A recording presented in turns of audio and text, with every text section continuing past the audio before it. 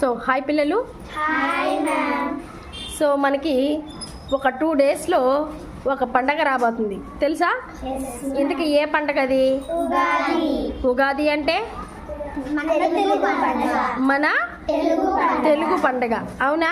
So Ugadi రోజు ఏం famous? Ugadi పచ్చడి. ఉగాది రోజు ఉగాది పచ్చడి చాలా ఫేమస్, అవును కదా? ఉగాది పచ్చడి అంటే ఏంటి? తీపి. తీపి అంటే సంతోషం. పులుపు అంటే ఆశ్చర్యం. కారం అంటే కోపం. ఉప్పు అంటే ఆసక్తి. వగరు అంటే భయం. చేదు. చేదు అంటే బాధలు. బాధలు, మనకు వచ్చే బాధలు. సో ఈ బాధ కానీ ఓకేనా, కోపం కానీ ఇంకా కదా. సో మనలో చాలా చాలా ఇలాంటి ఫీలింగ్స్ చాలా ఉంటాయన్నమాట.